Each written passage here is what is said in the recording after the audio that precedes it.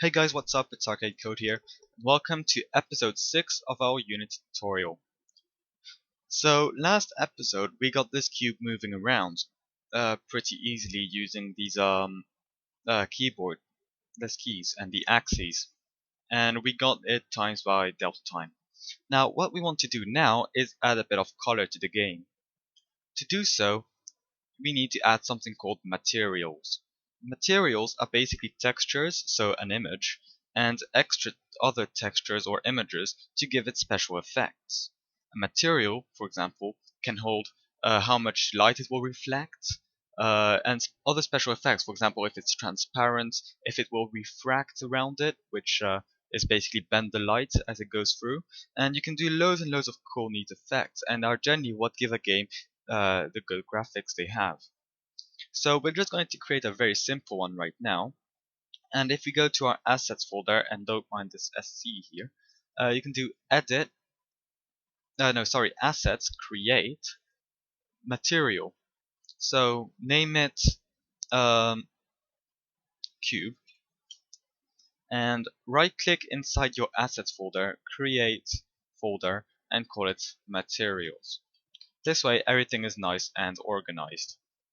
So in your materials folder, click on your cube to have it in your inspector, and you can see that you have quite a few options right here. One of them being that you can change the color. So if we change the color, we can see here a preview of the material. You can see here you have loads of different shaders. For now, just use diffuse. We will talk about more advanced shaders we can use later on.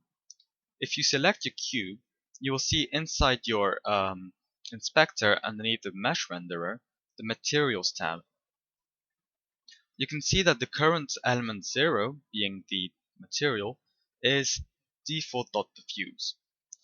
You can actually add more materials on and have them overlaying.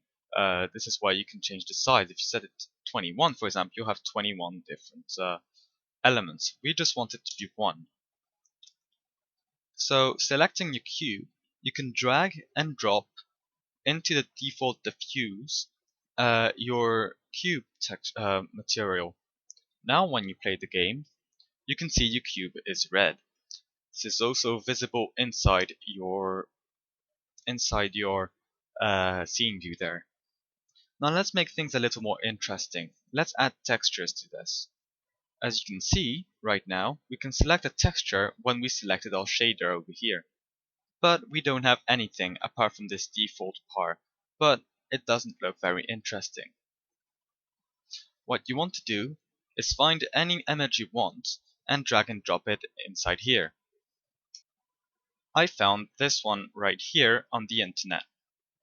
You can simply click and drag and drop into your assets folder right here.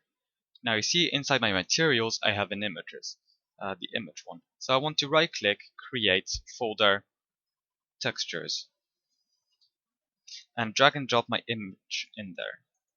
I probably want to rename this if I can. Doesn't seem like it can, so that doesn't really matter. But in our materials we can select images.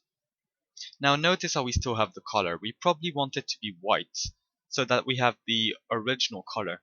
But bear in mind that you can always change the color of your texture using this color palette. Now in your game you can see that your cube has this texture, and when you play the game you can see it has the same texture. Now you can always create more textures by going inside and doing assets, create, material, name it floor, drag it up into materials, and just simply go on the internet and find something for your floor. For example, this one. Just drag and drop it somewhere on your desktop, copy and cancel that, and probably want to select it and then drag it, copy and replace if it wants to, and then you can just drag and drop it into your desktop like so.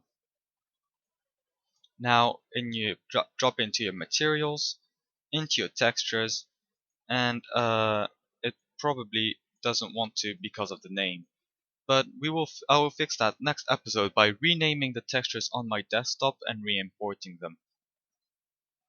Now if I select a texture, I should be able to take this one, and going on my plane, simply by clicking it inside the scene view, I can drag and drop the floor texture here.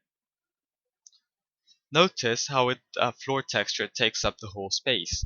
We probably want to tile it down. Here's where the tiling option comes in underneath the shader. Select your floor and go into tiling and type in how many times you want it to tile. For example, 10. Now you can see it tiles 10 times, and when you play the game, you have a nice tile on the floor. So that's all for today's episode, guys. We covered materials in today's episode, and make sure to like and subscribe if you are interested to see more of these videos. And I'll see you guys next time to cover some more interesting features Unity has to offer.